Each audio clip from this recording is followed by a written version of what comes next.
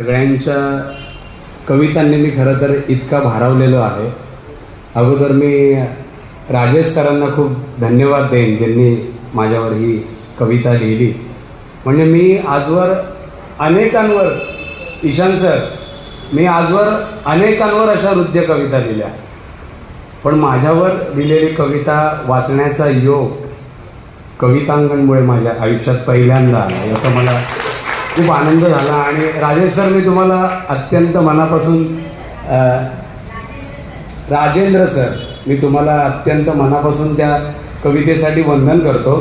कारण जगामध्ये खूप गोष्टी आपल्याला मिळू शकतात, पण निरपेक्ष प्रेम ही इतकी दुर्मिळ गोष्ट आहे, ती मला तुमच्या या कवितेने आज दिली. त्याचा मला खूप आनंद आणि अभिमान वाटतो.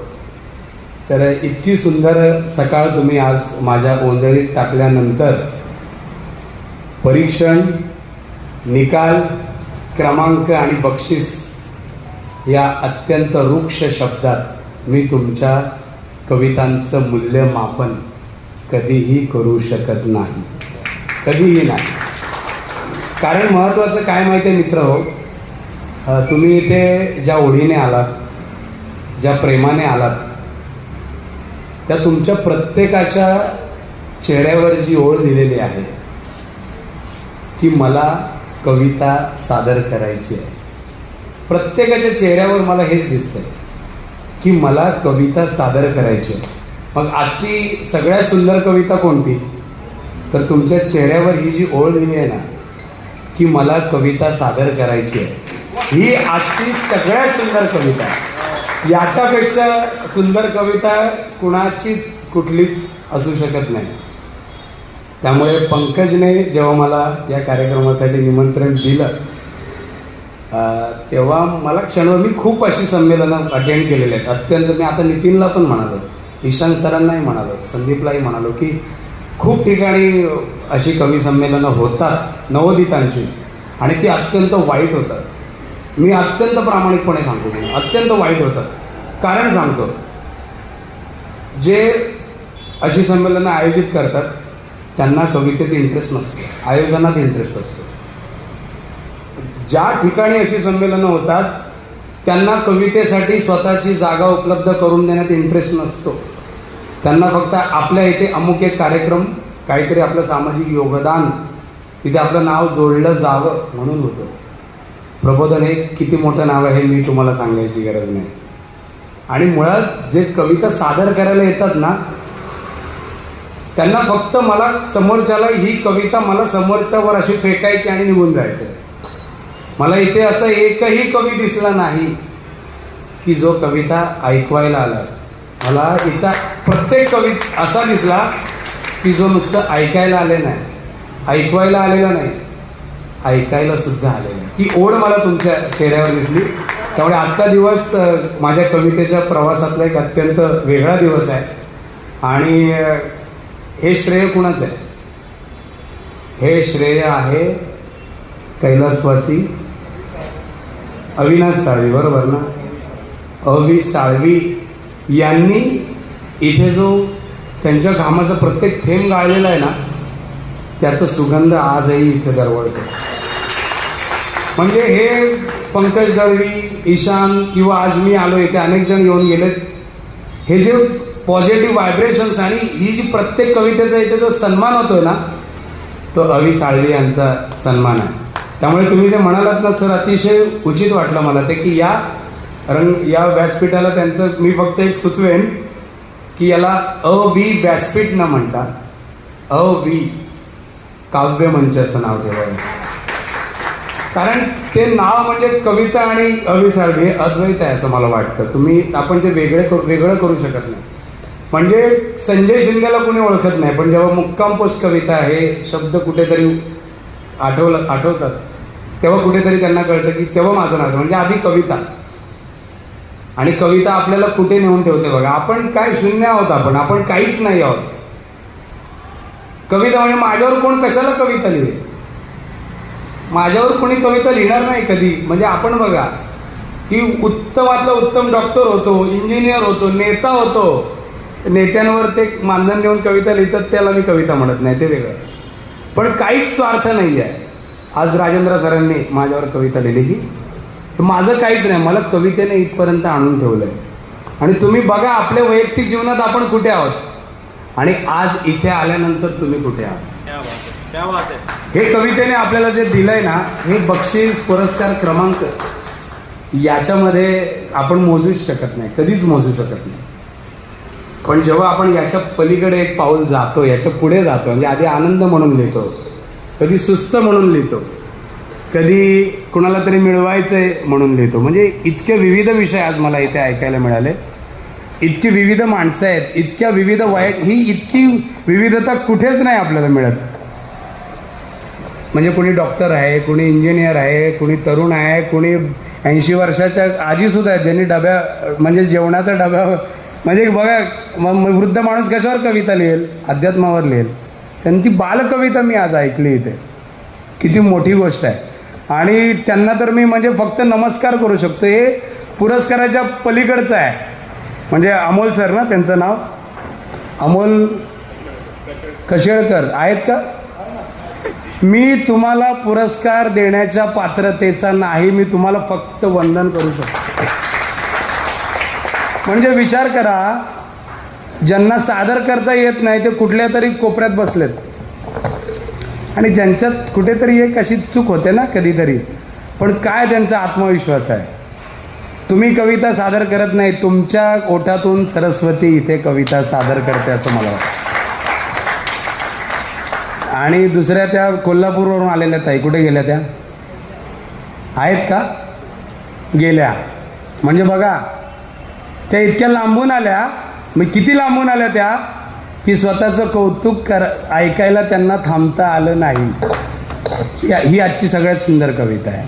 ही आजची सगळ्यात सुंदर कविता आहे. तर त्या मला वाटलं नातेवाईक असतील, कुठेतरी त्यांच्याजवळ राहिले असतील आणि कळल्यावर इथे आले असतील, म्हणून मी त्यांना विचारलं की तुम्ही राहिलात कुठे. त्यांनी सांगितलं मी हॉटेलमध्ये राहिले. म्हणजे त्यांनी 500 रुपये तरी खर्च केले असतील, 1000 रुपये तरी, 200 रुपये तरी प्रवास खर्च वगैरे मी सांगायलाच नको. तुम्ही मुंबईत राहता, तुम्हाला माहिती आहे. तर त्यांच्या कवितेचं मूल्यमापन कवितांगण पण करू शकत नाही, ईशान सर पण करू शकत नाहीत आणि संजय शिंदे पण करू शकत नाही. तर त्यांना आज आपण अष्टगंध प्रकाशनातर्फे 1000 रुपयांचा विशेष पुरस्कार आपण त्यांच्यासाठी आज देतो आहे. त्या गेलेल्या असल्या तरी आपण गुगल पेने नितीन आपण त्यांना तो पाठवायचा आहे. तर त्यांना मी प्रथम नमस्कार करतो. आणि त्याच्या पुढे आपण जेव्हा जातो, कविता लिहायला लागतो आणि मग कवितेच्या अंगणात उतरतो, कवितांगणमध्ये उतरतो, कवितेच्या अंगणात, मग आपल्याला हळूहळू ते होतंच. ह्या पायऱ्या आहेत. कविता कशी असावी, मग त्यात कसे शब्द असले पाहिजेत, मग आपण आशयाकडे येतो, मग विषयाकडे येतो. तर राहून जाईल नंतर म्हणून सांगतो की या सगळ्यांचं कौतुक करताना आजच्या आपल्या निवेदिका 2 कवितांच्या मधल्या वेदना ज्यांच्या निवेदनाने कमी केल्या, त्या उमा सागरताई, त्यांचंही मी खूप कौतुक करतो. की खूप कठीण असतं प्रत्येकाविषयी बोलणं आणि खूप हे धागा जोडणं खूप कठीण असतं. आणि कविता ही आपल्या अंतरंगाचा आरसा असते. तो त्यांच्या जगण्यातला हळवेपणा त्यांच्या प्रत्येक कवितेत, म्हणजे मला त्या वैयक्तिक त्यांच्याबद्दल काहीच माहीत नाही, पण तो हळवेपणा मला असं वाटतं की तुमच्या जीवनात आहे कुठेतरी. तो तुमच्या कवितेत मला दिसला. त्यासाठी मी, कारण त्या स्पर्धेत नव्हत्या, त्यामुळे स्पर्धेत नसताना येणं, सहभागी होणं ही पण खूप मोठी गोष्ट असते. त्यामुळे तुम्हाला मनापासून नमस्कार. आणि खूप तन्मयतेने आजचं कवी संमेलन मी ऐकलं.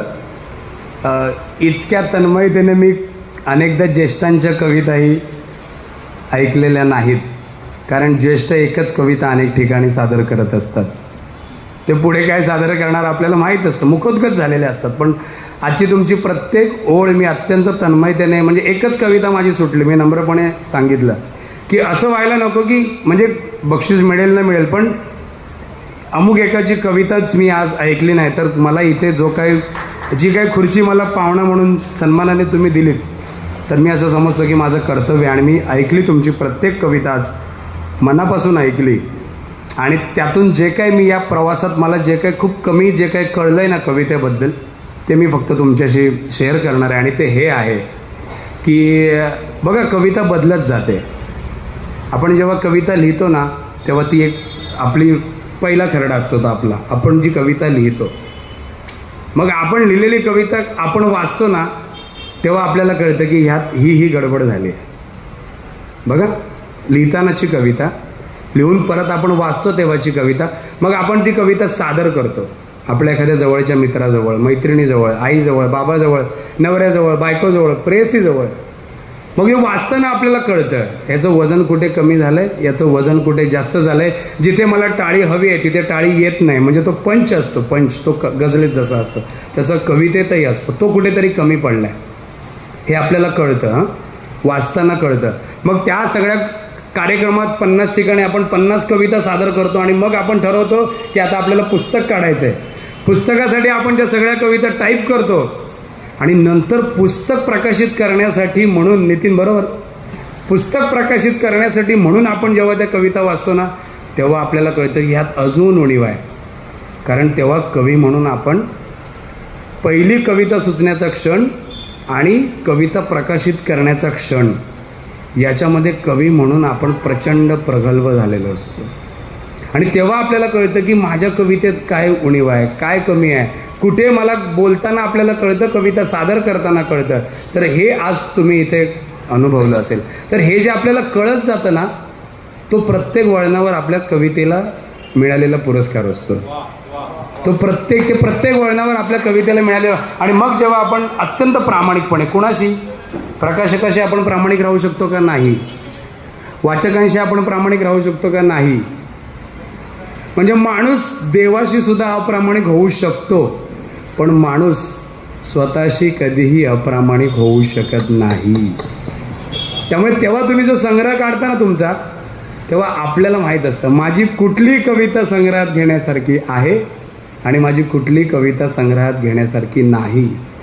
तेव्हा जेव्हा तुम्ही 100% स्वतःशी प्रामाणिक होता ना, तेव्हा तुम्हाला चांगली कविता लिहिता आलेली असते किंवा नाही माहीत नाही, पण तेव्हा तुम्हाला चांगली कविता काय असते हे कळलेलं असतं. आणि जेव्हा आपल्याला चांगली कविता लिहिण्यापेक्षा चांगली कविता काय असते हे कळलेलं असतं ना, तेव्हा आपण खऱ्या अर्थाने कवी झालेलो असतो, असं मला वाटतं. म्हणजे मला अजून चांगली कविता लिहिता आलेली नाही, माझा कविता संग्रह प्रकाशित झालेला नाही, पण मी आज या मंचावर आहे, अनेक मंचावर आहे, कारण मला इतकंच वाटतं की मला थोडीशी चांगली कविता कळते. इतकंच माझं थोडंसं मोठेपण आहे, बाकी काही नाही. चांगली कविता मला अजून लिहिता आलेली नाही, पुढे लिहिता येईल की नाही तेही माहीत नाही. कारण प्रत्येक कलावंताला कधी जेव्हा असं वाटतं ना की ही माझी उत्तम कविता, ही माझी उत्तम चित्र, हे माझं उत्तम चित्र, हे माझं उत्तम गाणं, म्हणजे तिथे आपण संपलेलो असतो. म्हणून मी म्हटलं की आपण स्वतःशी प्रामाणिक राहू शकतो.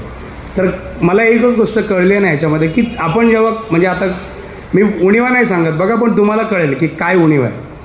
जेव्हा आपण कविता सादर करायला येतो ना, कुठेही जेव्हा आपण कविता सादर करतो ना, तेव्हा एक गोष्ट लक्षात ठेवायची की माझी कविता ही अत्यंत स्पेशल आहे.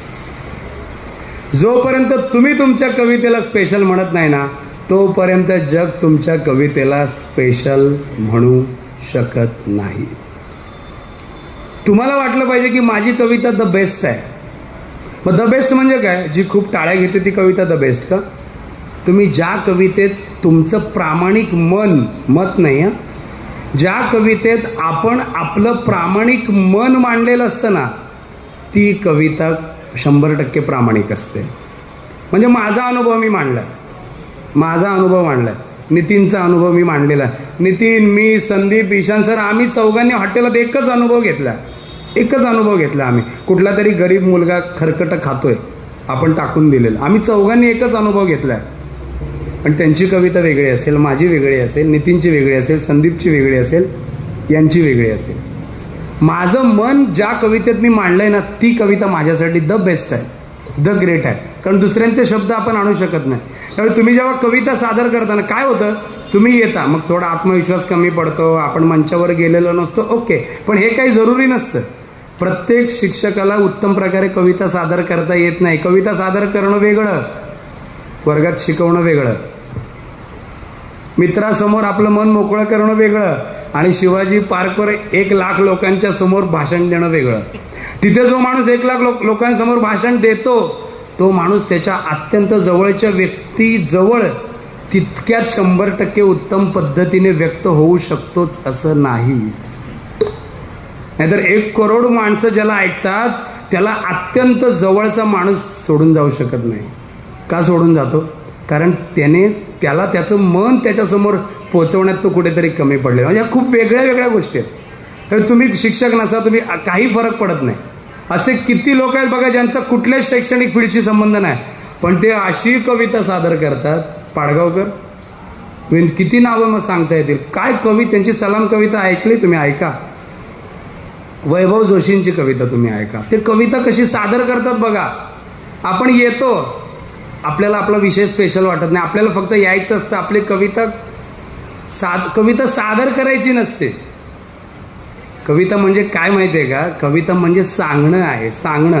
तुम्ही पूर्ण कविता तुम्ही इथेच बघताय आणि तुमची कविता म्हणताय स्टार्ट टू एंड. ज्याला ऐकायचे त्याचे डोळेच तुम्ही बघत नाही की त्याला काय हवंय. अत्यंत सुंदर वाचताय तुम्ही कविता, पण बघतच नाही तुम्ही समोरच्याकडे. म्हणजे तुम्हालाच कळलं असेल या ताईंनी कविता सादर केली. हॅलो, मला वाटलं त्या फक्त माझ्या एकट्यासाठी कविता सादर करतायत, फक्त माझ्या एकट्यासाठी. अतिशय सुंदर त्यांनी सादर केली. तर ही जी गोष्ट आहे ना, जोपर्यंत आपल्याला आपली कविता स्पेशल वाटत नाही, फालतू लोकांसमोर कविता सादर करू नका. ज्या लोकांना कवितेची किंमत नाही, आपण ह्याला ऐकवतो, जिथे कवितेचं मूल्य होऊ शकत नाही तिथे तुमची अमूल्य कविता सादर करू नका. लक्षात घ्या, ही खूप मौल्यवान गोष्ट आहे. हे सरस्वतीने आपल्या पदरात नाटक तुम्ही ठरवून लिहू शकता, कथा तुम्ही ठरवून लिहू शकता, ललित निबंध तुम्ही ठरवून लिहू शकता, कोणताही साहित्य प्रकार तुम्ही ठरवून लिहू शकता. कविता माणूस ठरवून लिहू शकत नाही. म्हणून तुम्ही मोठे आहात, म्हणून आपण मोठे आहोत. लक्षात घ्या. म्हणजे सगळी ज्ञानपीठं कवींनाच मिळाले आहेत. भालचंद्र नेमाडे, विंदा करंदीकर, कुसुमाग्रज, वि स खांडेकर. म्हणजे वि स खांडेकर कवी नाहीत, बरोबर ना? कविता आहे. म्हणजे म्हणून म्हणतात की कविता हा सगळ्यात कठीण साहित्य प्रकार आहे. जो कविता लिहू शकतो तो सहज नाटक लिहू शकतो, सहज ललित लिहू शकतो, सहज कथा संग्रह लिहू शकतो. पण जो कथा लिहितोच तो कविता लिहू शकेलच असं नाही. जो उत्तम नाटक लिहितो, विजय तेंडुलकर नाही लिहिली त्यांनी कविता. महेश एलकुंचवार किती मोठे साहित्यिक आहेत, पण कविता त्यांच्या ह्याच्यामध्ये नाही. पण कुसुमाग्रज नटसम्राटसारखं उत्तम नाटक लिहिलंच त्यांनी. पु ल देशपांडे किती मोठे ललित लेखक आहेत आपल्याकडे, पण ते म्हणायचे की माझं सगळ्यात मोठं दुःख काय, तर मी कविता लिहू शकत नाही. आणि ते बाबा बोरकर वगैरे सगळ्यांच्या कविता सादर करायचे. म्हणजे त्यांचं पहिलं प्रेम कविता होतं. तर ही खूप मोठी गोष्ट आहे, ही अत्यंत मोठी गोष्ट आहे. त्यामुळे हे वरदान आहे, ते आपण मिरवलं पाहिजे. म्हणजे ज्यांना कवितेतला कळत नाही त्यांच्यासमोर कविता सादर करू नये. आणि इथे केवढे लोक आहेत बघा तुमची, तिथे तुम्ही तुमच्या कवितेला, म्हणजे वैभव जोशी तो एक शब्द वैभव असा सादर करतो ना की जिथे दाद द्यायची नसते ना, आपण कवितेला कधी कधी दाद देतच नाही, त्यांच्या सादरीकरणाला दाद देतो की असा फुलासारखा एक शब्द, एक होकार दे, फार काही नको, फार काही नको, फक्त नाही नको. उभा जन्म कैदेत काढेन मी, उभा जन्म कैदेत काढेन मी, तुझ्यासारखा पिंजरा पाहिजे. ते एक शब्द म्हणजे तुम्ही ऐका, वैभवला ऐका, तुम्ही संदीपलाही ऐकलं असेल, संदीपचा उल्लेख तुम्ही केला. म्हणजे कवी, म्हणजे सलाम जेव्हा पाडगावकर सादर करतात, यूट्यूबला आहे बघा, ऐका. कोणासमोर सादर केलंय त्यांनी? विलासराव देशमुख बसलेत समोर. मोठी म्हणजे हे पाडगावकर आहेत. पाडगावकर म्हणजे फक्त प्रेम म्हणजे प्रेम म्हणजे प्रेम असतं नाही, आपण तेच वाचतो. सलाम कविता त्यांनी काय सादर केलंय, सब घोडे 12%, विंदा करंदीकर, आणि कोणासमोर सादर केले आहे? ते पाडगावकर ते कविता सादर करतात ना, म्हणजे त्यांचं कविता सादर करणं हे खूप मोठं कवीपण आहे बघा तुम्ही. मग ते जर विलासराव देशमुखांसारख्या राज्यकर्त्यासमोर, माहीत आहे ना सलाम कविता, सगळ्या काय कविता आहे ती, की सलाम अमुक, आणि त्यांच्यासमोर जर ते इतक्या ठामपणे कविता सादर करू शकतात, तर तुम्ही माझ्या आणि या सगळ्या आपल्या मित्रांसमोर तुमची कविता किती ठामपणे सादर केली पाहिजे. तो ठामपणा जोपर्यंत तुमच्या सादरीकरणात येत नाही ना, तोपर्यंत तुमची कविता पोचत नाही लोकांपुढे. तोपर्यंत तुमची कविता कितीही चांगली असली तरी ईशान सरांचं लक्ष जाणार नाही, माझं जाणार नाही, ते शेवटच्या माणसाचं. अशा कविता सादर झाल्या आज इथे, मी बोलणार आहे कवितेवर. तर हे पहिली गोष्ट काय आहे ना, तर स्वतःच्या कवितेवर खूप प्रेम करा. ज्याच्यावर आपण प्रेम करतो ना, ती गोष्ट आपण सुंदर करण्याचा प्रयत्न करतो. तर मग ते आपोआप आपण ती सुंदर करायची. मग त्यासाठी खूप वाचायचं, खूप ऐकायचं. नुसत्या कविता वाचू नका, कवितेविषयी खूप काही वाचा. एक कविता, एखादा कवी आपल्याला आवडतो ना, आपण मग तोच कवी वाटतो. नलेश पाटील आवडले ना, मग ते नलेश पाटीलच आवडतात आणि मग सगळी कविता ती नलेश पाटलांचीच वाटते. त्यामुळे सगळ्यात महत्त्वाचं ना, गझल लिहिताय नुसते गझलवाले होऊ नका, अष्टाक्षरी लिहिताय नुसती अष्टाक्षरी वाचू नका. एवढी व्हरायटी आहे ना कवितेमध्ये आपल्याकडे. म्हणजे ज्ञानेश्वर आहेत, तुकाराम आहेत, एकनाथ आहेत, तुम्ही बघा, पंडिती काव्य आहे, नलेश पाटील आहेत, नादो मानोर आहेत एका प्रवासाचे, पाडगावकरांचा पुन्हा वेगळा प्रवास, कुसुमाग्रजांचा वेगळा, दीपू चित्रेंचा वेगळा. जे तुम्ही सगळं वाचाल ना, सगळं. मग वज्रेश सोलंकीची कविता आहे, 20 पानांची एकच कविता आहे, आत्महत्या पडलेली असते टेबलासमोर. तुम्हाला वाटेल मी म्हणजे गद्य कविता आहे. यमकाशिवाय कविता होऊ शकते, कारण कविता आशय म्हणजे कविता.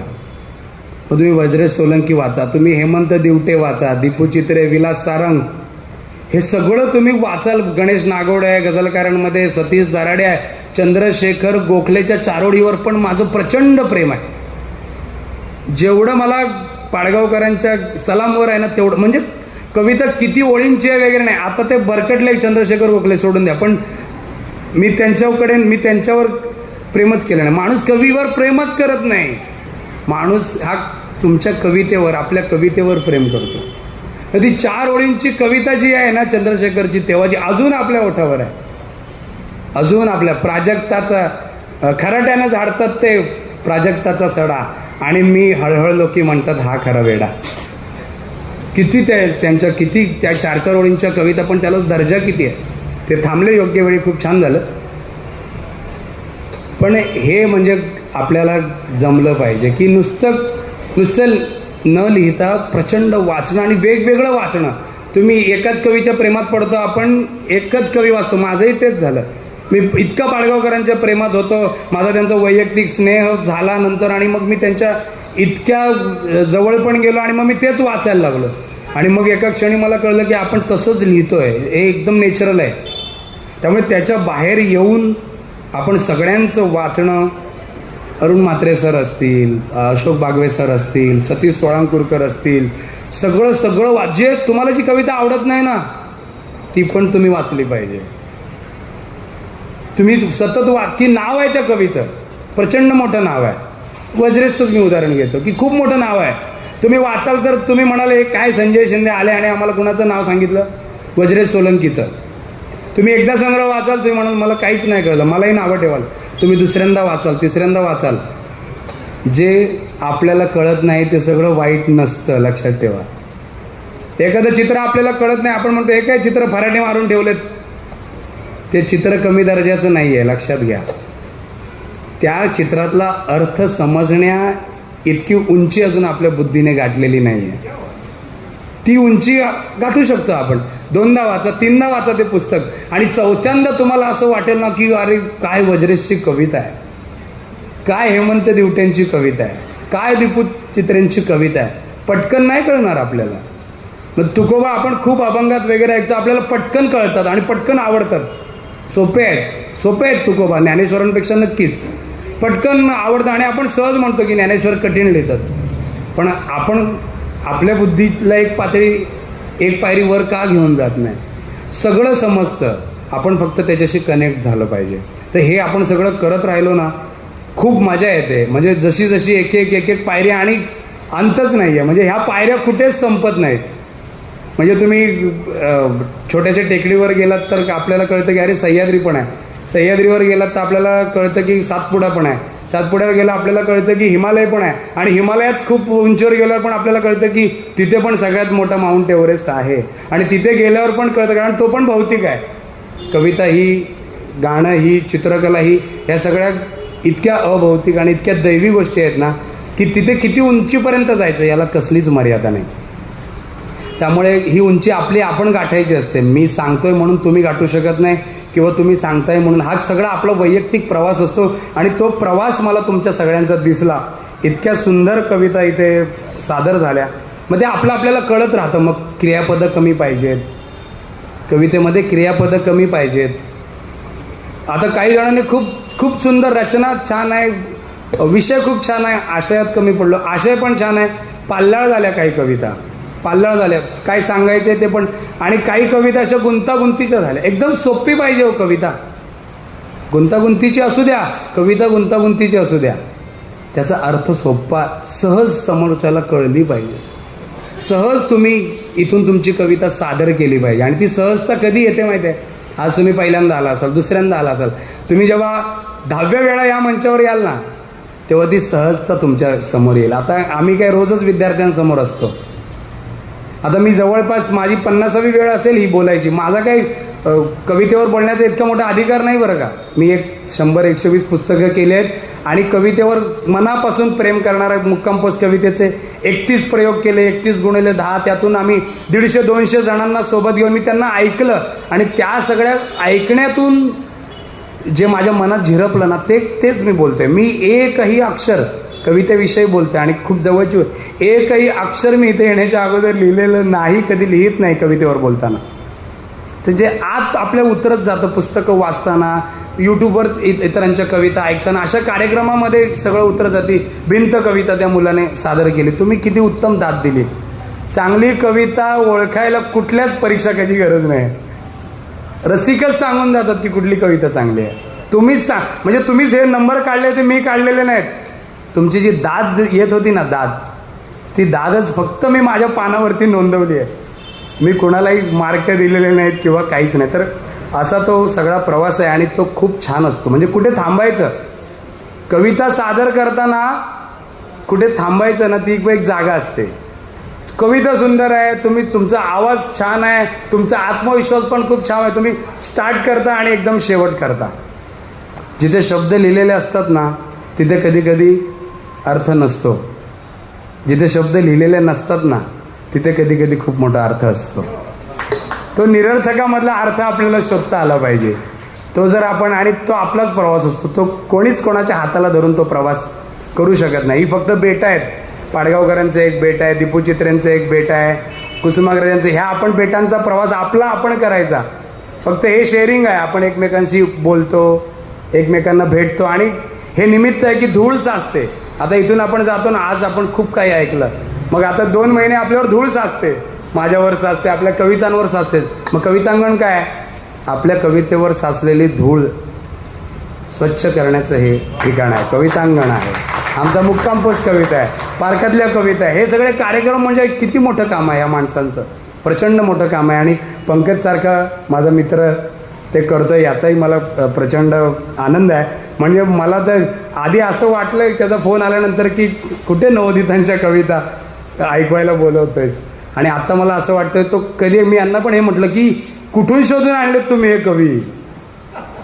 म्हणजे इतर ठिकाणी पकडून आणावे लागतात की या, आणि इथे बघा, म्हणजे एकही जण मला असं वाटत नाही ते अनिच्छेने बसला, एकही जण असा नाही.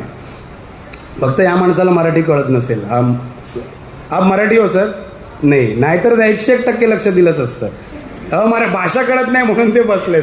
नाहीतर असं एकही माणूस इथे नाही की ज्याला मराठी कळते आणि ज्याचं 100% अवधान इथे नाही. गाड्यांचा आवाज आहे, कळलं पण नाही आपल्याला गाड्यांचा आवाज. तर हे जी सगळी अटॅचमेंट आहे ना तुमची कवितेविषयी, हाच तुमचा प्रत्येकाचा पुरस्कार आहे मला असं वाटतं. आणि ते थांबणं, ते सगळा प्रवास तुम्ही कराल, खूप आनंदाने कराल. मला खूप चांगला अनुभव तुम्ही आज इथे दिला. तसेच कवितेवर प्रेम करत राहा, पुस्तकावर प्रेम करत राहा. आमच्या अष्टगंध प्रकाशनाने विशेषतः कवितेसाठीच आमचं, म्हणजे मी कथासंग्रह केले आणि ललित संग्रह केले, कादंबरी पण केली, पण अष्टगंध प्रकाशनला ओळखलं जातं ते की मला अनेक जण भेटणार, तुम्ही नुसतं कविता संग्रह प्रकाशित करता. कारण माझं पहिलं प्रेम कविता. मला कविता म्हणजे मी तेच काम करतो ना जे मला उत्तम जमतं. मला जितकी उत्तम कथा कळत नाही, जितकी उत्तम कादंबरी कळत नाही, त्याहून एक पॉईंट तरी अधिक कविता कळते. त्यामुळे मला कवितांची पुस्तकं काढायला आवडतं. अशी आम्ही 100-120 पुस्तकं गेली. मुक्काम पोस्ट कविता नावाचं आमचं यूट्यूब चॅनल आहे, ते तुम्ही ऐका. त्याच्यावर मी कविता तर आहेतच, पण त्याच्यावर मी महाराष्ट्रातल्या 10 कवींच्या मुलाखती घेतल्या आहेत. त्यामध्ये वृत्तबद्ध कवितेचे सम्राट संतोष वाटपाडे आहेत, अशोक बागवे आहेत, अरुण म्हात्रे आहेत, खूप वर्णमुद्रा प्रकाशनचे जळगावचे, चंद्रपूर तिकड त्या भागातले मनोज पाठक आहेत. त्या मुलाखती तुम्ही ऐका. मुक्काम पोस्ट कविता नावाचं माझं चॅनल आहे, ते तुम्ही ऐका. भरपूर वाचा आणि टी व्हीपासून थोडे लांब राहा, फेसबुकपासून थोडे लांब राहा, मोबाईल नावाच्या आपल्या अत्यंत प्रिय अशा कानसपुत्रापासून थोडे लांब राहा.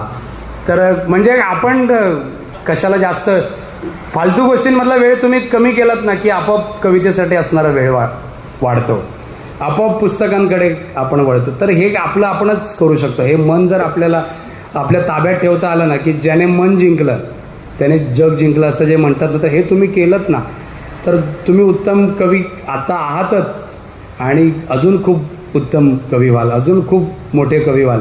तर हा जसा माझा प्रवास चालू आहे तसाच तुमचा प्रवास चालू आहे.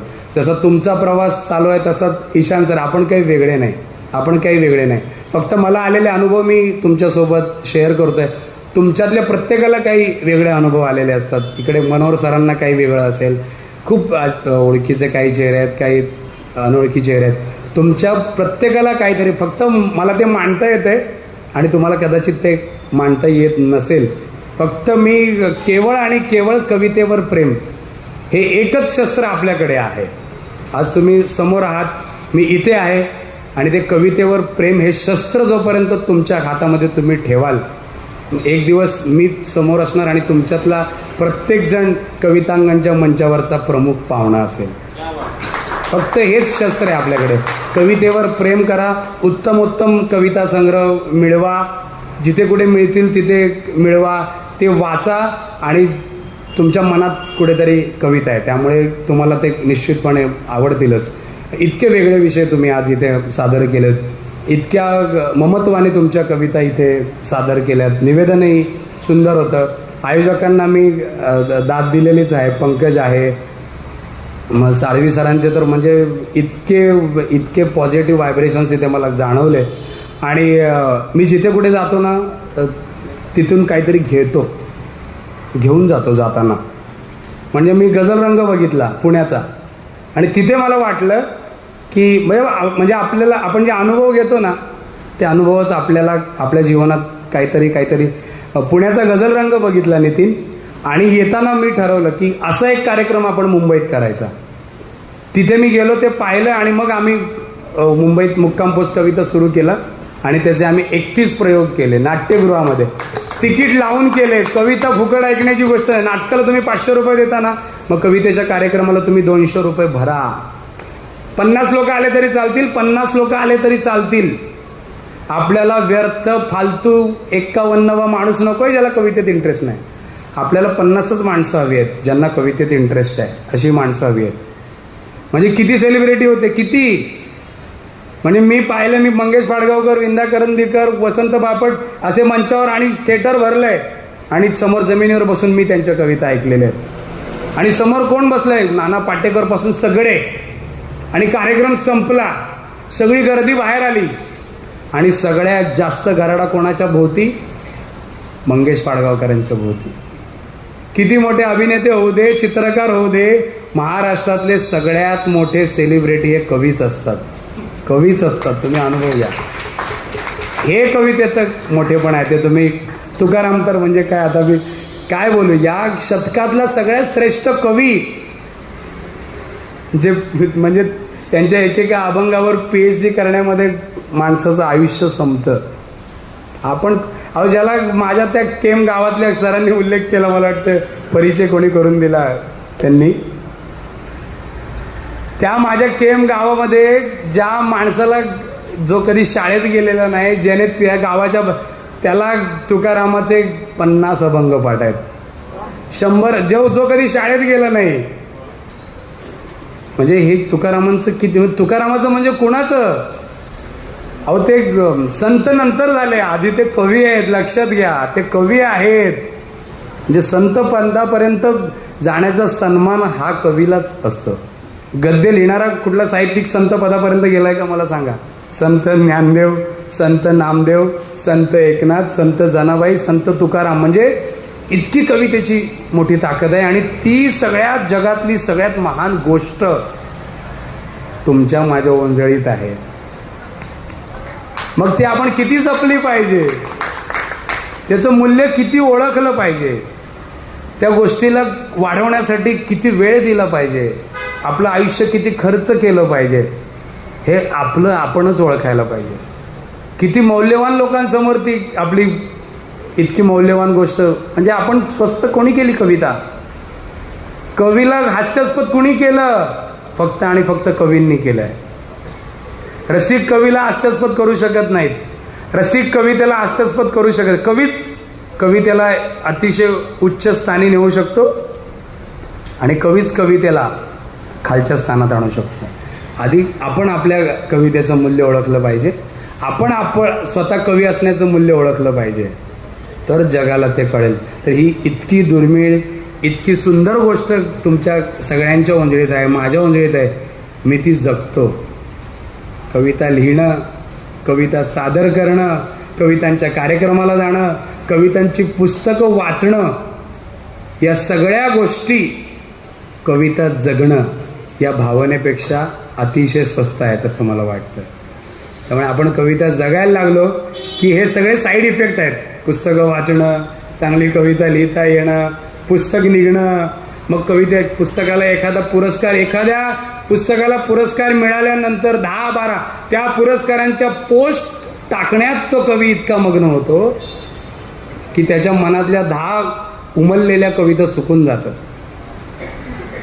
उमललेल्या त्या 10 कविता सुकून जातात. त्या कविता जगा ते सगळं, पण कवितेला बाजूला सरून ते जगू नका. आधी कविता जगा, मग ते सगळं आपोआप हे सगळे साईड इफेक्ट आहे. मग तुमचा संग्रह निघणार, तुम्हाला पुरस्कार मिळणार, तुमचे कविता संग्रह येणार आणि तुम्हाला महाराष्ट्र राज्य शासन कशाला, ज्ञानपीठ सारखा पुरस्कार पण मिळणार. फक्त त्याची पहिली पायरी कविता जगणं ही आहे. जर तुम्ही स्वतःला कवी मानत असाल आणि तुम्हाला कवितेसाठी तुमचं आयुष्य खर्च करायचं असेल तर बरं का, तर या सगळ्या शक्यता मी फक्त व्यक्त करतो आहे. तर अतिशय सुंदर संध्याकाळ. साईनाथ सर, नितीन, संदीप आणि तिकडेच खूप सगळे परिचित बसलेले आहेत. माझ्या ओंजळीत टाकलीत. मी स्वतःला खूप भाग्यवान समजतो त्यासाठी. साळवी सरांना पुन्हा एकदा वंदन करतो. शिक्षक असल्यामुळे मला बेल होण्याच्या आधी भाषण संपवण्याची सवय आहे आणि त्यामुळे अधिक वेळ मी घेत नाही आणि सगळे मुद्दे मी टिपून ठेवले होते, राहिलं. तर मी म्हटलं जसं की ते गझल रंग पाहिलं आणि मग ते सुरू केलं. मौजेच्या कार्यालयात गेलो, येशू पाटलांना भेटलो आणि त्यांचं तो पुस्तकाचं मी बघितलं की, आणि मला वाटलं की अरे हे किती आवडीचं काम आहे आपल्या. आणि मी 2014 साली पहिला कविता संग्रह प्रकाशित केला, गोरेगावचे प्रसिद्ध कवी प्रसाद कुलकर्णी यांचा. आणि मग गणेश नागवडेचा सुरू केला. तिथे मी गेलो, तिथे मी पाहिलं की किती सुंदर जग आहे. तर आपल्याला जमू शकतं ना, आपल्याला कविता कळते, मग आपल्यालाच समजू शकतं की कवितेच्या पुस्तकाला मुखपृष्ठ कसं असलं पाहिजे, कवितेच्या पुस्तकामध्ये कुठला फॉन्ट असला पाहिजे, कवितेच्या पानाचा कागद कसला असला पाहिजे. म्हणजे आमचे अष्टगंधाचे तुम्ही सगळे कविता संग्रह पाहिलेत ना, तर सगळे इतर कविता संग्रह असे वरून कविता सुरू होते आणि मध्ये संपते आणि नंतर मोकळी जागा असते. आम्ही असं नाही करत. मी कवितेची मांडणी करताना ती कविता शेवटी संपवतो आणि आधी मोकळी जागा सोडतो. म्हणजे कविता एका कवितेतून दुसऱ्या कवितेत शिरण्याआधी तुमचं मन जरा कोरं व्हायला पाहिजे, त्यासाठी आम्ही ती कोरी जागा सोडलेली असते. एकदा आपल्यालाच कळू शकतं. 2014 साली आम्ही ते सुरू केलं आणि नंतर मध्ये हे सगळं कळत मग मी नंतर 4 वर्षाच्या गॅपने 2018 साली 5वं पुस्तक प्रकाशित केलं आणि आता 2023 120वं पुस्तक अष्टगंधाचं आम्ही आता करतो आहे.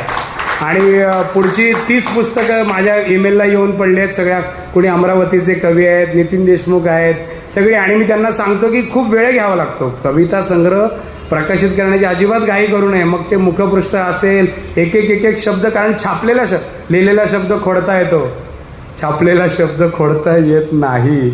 नितीनचं पुस्तक आलंय त्यामुळे त्याला माहिती आहे. मी कवींना सांगतो की बाबा 6 महिने लागतील, ते सांगतात सर 1 वर्ष लागलं तरी चालेल, पण पुस्तक आम्हाला अष्टगंध प्रकाशनाकडूनच करायचं आहे. तर ही इतकी मोठी पावती असते फक्त एवढ्याच गोष्टीमुळे की मी मनापासून कवितेवर प्रेम करतो, कविता जगायचा जमेल तितका प्रयत्न करतो. हा सगळा प्रवास तुम्ही करत राहाल आणि एक दिवस असा येईल की आता तुम्ही कविता लिहित्या, एक दिवस असा येईल की कविता तुम्हाला लिहेल, कवितेला तुम्ही सुचाल. आता आपल्याला कविता सुचते, एक दिवस असा येईल की कवितेला आपण सुचतो आणि कविता म्हणत असते की मला तू लिही. बघा आपण जेव्हा कविता लिहितो ना, ठरवून लिहितो की बाबा आता काय कोरोना आला मग लिहायचं ठरवून, आणि काय राजकीय भूकंप झाला मग लिहायचं, असं खूप जण आहेत. आपण कविता लिहिणं ही छोटी गोष्ट असते. आपण कवितेचा विषय निवडणं छोटी गोष्ट असते. कवितेने आपल्याला निवडणं आणि कवितेने आपल्याला लिहून घेणं ही खूप मोठी गोष्ट असते. हा प्रवास आहे तो तुम्हा सगळ्यांचा होवो अशी मी तुम्हाला सदिच्छा देतो. आणि इथून जाताना मी काय घेऊन जातो आहे नितीन, तर मीरा रोडला राहतो मी. खूप मोठं शहर आहे, खूप डेव्हलप्ड आहे, म्हणजे नंतरची डेव्हलपमेंट आहे. गोरेगाव, कांदिवली, बोरिवली हे आधी माणसं आली नंतर रस्ते झाले. मीरा रोड भाईंदर आमचं तसं नाही, आधी रस्ते झाले. प्रत्येक रोड 90 फीट आहे. प्रताप सरनाईकांसारखा माणूस आहे त्यामुळे प्रत्येक 2 किलोमीटरवर सुंदर बगीचा आहे. प्रत्येक 5 किलोमीटरच्या नंतर बगीच्यामध्ये रंगमंच आहे, खुला रंगमंच, इतकं सुंदर आहे ना. पण आमच्या मीरा रोडमध्ये कवितेचा एकही कार्यक्रम होत नाही. मी स्वतः 5-6 वर्ष तिथे राहतोय आणि माझ्या नवोदित कवींच्या कवी संमेलनाचा आत्तापर्यंतचा अनुभव इतका वाईट आहे की मला तिथे तो सुरू करावा अशी कधीच इच्छा झाली नाही. पण आता मला हे आजचं इतकी मला इथून प्रेरणा मिळाली आहे ईशान सर, की पुढच्या 1-2 महिन्यापासून तुम्ही सगळे असालच, मुक्काम पोस्ट कवितेच्या नावाने नवोदित कवींसाठी हा मंच मीरा रोडमध्ये सुरू करण्याचा संकल्प मी घेऊन जातो आहे इथून. आणि मी तो 101% करणार, कारण आमच्याकडे म्हणजे असे 10 गार्डन आहेत ईशान सर की जिथे खुला रंगमंच केलेला आहे पण कार्यक्रमच होत नाही. तर मी याची प्रेरणा घेऊन तिथे ते निश्चितपणे सुरू करेन. आणि आजच्या दिवसाची माझ्यासाठीची ती सगळ्यात मोठी उपलब्धी असेल. तर आपण आता निकालाकडे वळूया. आणि जसं मी म्हटलं की निकाल वगैरे तुम्ही सगळं बाजूला ठेवा. हा कवितेचा प्रवास ज्यांचा थोडा पुढे गेला आहे त्यांचं कौतुक आज होणार आहे. काही जणांचा बाकी आहे तो जाईल पुढे, त्यांचा म्हणजे गेल्या वेळी कुणाला पहिला नंबर मिळाला असेल, त्याच्या आधी मिळाला असेल, त्याची आजची कविता कदाचित आज त्याला नंबर पण नसेल. तर हे तो क्षण आपल्या म्हणजे ते दान टाकत असतो. कवितांगण एकूण 5 बक्षिसं देतं. एक प्रथम, द्वितीय, तृतीय आणि 2 उत्तेजनार्थ, बरोबर ना. पण आजच्या कविता इतक्या छान होत्या की मी आयोजकांना विनंती केली की काही कवितांचा गौरव केल्याशिवाय मी इथून माझं पाऊल बाहेर जाऊच शकणार नाही. त्यामुळे मी त्यांना विनंती केली आणि सांगितलं, कारण मला व्यक्तीचा सन्मान करायचाच नाही, कवितेचा सन्मान करायचा आहे. व्यक्ती हा काही विषयच नाही आपल्यासाठी. त्यामुळे मी त्यांना विनंती केली आणि मी त्यांचे आभार मानतो की त्यांनी माझ्या विनंतीला मान दिला. आणि हे 5 पुरस्कार आहेतच नेहमीचे, त्याच्या व्यतिरिक्त आपण विशेष उत्तेजनार्थ 2 पुरस्कार आणि विशेष उत्तेजनार्थ 4 पुरस्कार असे जास्तीचे 6 पुरस्कार आज आपण अष्टगंध प्रकाशन या माझ्या प्रकाशन संस्थेतर्फे देणार आहोत. आणि मला